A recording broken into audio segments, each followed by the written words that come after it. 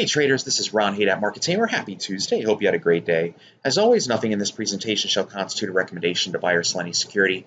Trading stocks and options involves risk, and specific financial issues should always be addressed with your financial advisor. We'll kick off here with the SPY, which I have a long-term bullish position in. We were up about 0.5% today. Monday, we were down, but we hit the red line, which is the 20-day EMA. That's a really nice trending moving average. Net, we remain above the 20-day. The charts are still bullish. There's nothing wrong with this trend.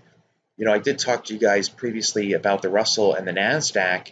I mean, if we just go look here at the Russell ETF, Russell 2000, you know, bearish engulfing, bearish engulfing, bearish engulfing, but we got 4. That's a big deal. It's just saying there's a lot of upside pressure here where we just can't punch through. But if we get above 170, holy mackerel, would that be bullish, considering we hit our head so many times and then we punch through it. But right now, we basically have a sideways trading range with a short-term trend of down. Okay, so the yellow flag remains, you know, waving on the IWM. And then if we slide over to the Qs in tech land, we can see they held the 50-day yesterday, which was the target, just like it held over here. Today we bounced up a little bit. It was an inside day. Overall, the Qs are still in the trending channel. The very, very short term, yeah, they're bearish because we're below the 5-day, we're below the 20-day. But that's sort of if you're looking to use, you know, arguably day-to-day options.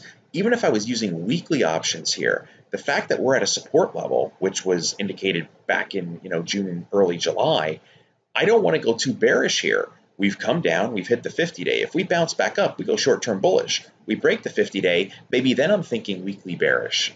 Weekly options is a bearish strategy, maybe something potential like a bear call.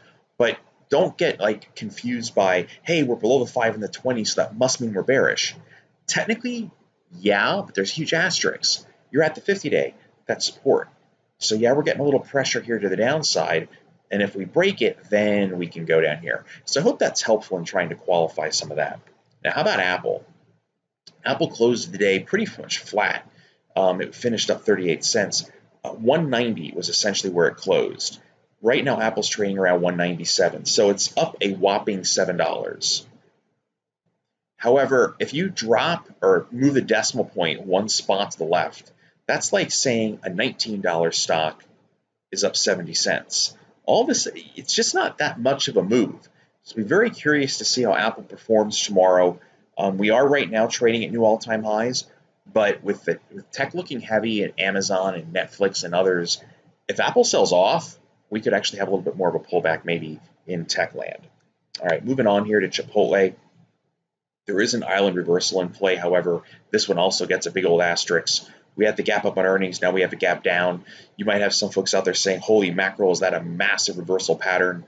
We gapped up in the April earnings. We've gone nowhere, and now it's bad. That's on the heels of reports of an illness. I think it was in Ohio or something. That's not the same as getting just pure selling out of nowhere. So don't trust that as an island reversal. If I was trading Chipotle, would I be a little concerned right now? Maybe collar it for the short term, but it's not a true island reversal pattern.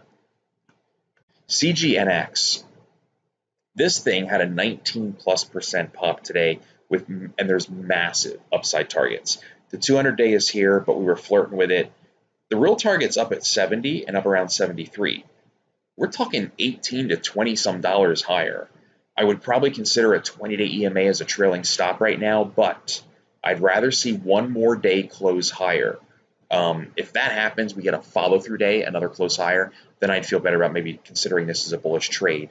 When you get those one-day pops, there could be short covering, then the next day it just rolls over.